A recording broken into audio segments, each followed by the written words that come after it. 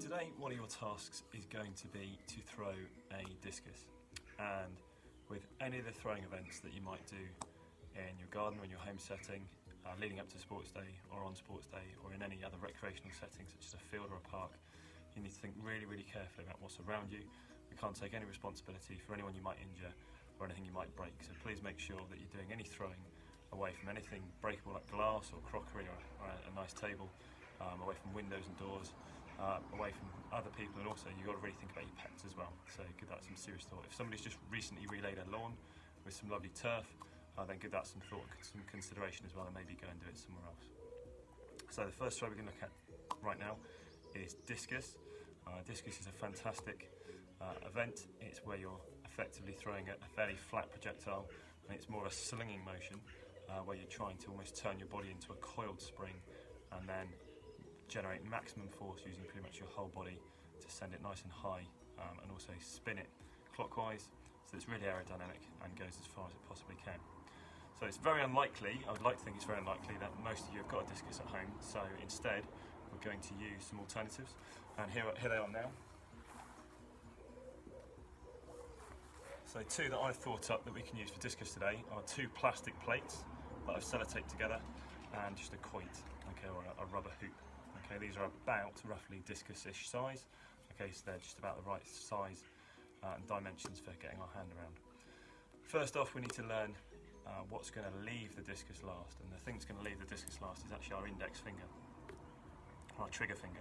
So we're going to get in a front-on position, and I've laid myself out a line of cones here, so hopefully you can see that, and all I'm going to do is kneel down. I'm going to put the discus in my throwing arm, which for me is going to be my right arm. I'm going to lay my fingertips around the edge of the discus, and my thumb just on the top, so that my discus is facing my hip. I'm going to face my shoulders and my body forwards to where I want to throw at the moment. All I'm going to do is swing my arm, and when I'm ready, I'm going to lift it up as high as I can, and in doing so, I'm going to be left with a trigger finger at the top. So I'm going to finish with a nice high finish, and my discus, or my stuck together plates, should spin through the air and then land.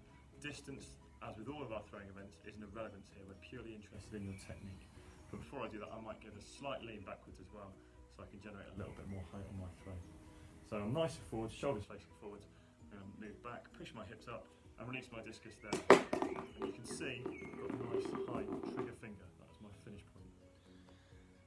But I know that I need to turn my body into a coiled spring, so I'm going to turn myself sideways on now.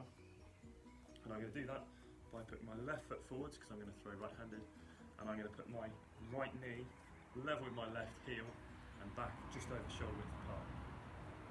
And again, you're going to take the same grip, so I'm going to have the discus facing the inside or facing the outside of my hip, my right hip. I'm going to put my fingers over the edge, I'm going to bring it up nice and high, I'm going to go right the way back. As I come forward, I'm going to go from a side-on position to a front-on position, and it's that rotational force from side to front-on that's going to give me lots of power, okay, and it's going to make this discus rotate, hopefully, clockwise as well. Okay, but I'm moving from low to high, I'm driving with my knees, I'm driving from my knees to my hips, okay, that makes this throw happen. So there's no bending of the arm, okay, keep your arm straight the whole time. So hand over the edge, go up nice and high, come down to a low position there, okay, and I'm going to release there. And I've got the same thing, I've got a nice high trigger finger, and it's now time for me to go and collect my discus from the top of my shed. Have fun with it, enjoy it. Please have a go at it on sports day if you possibly can, but remember, please don't do it near anyone else or anything else that might cause a slight problem.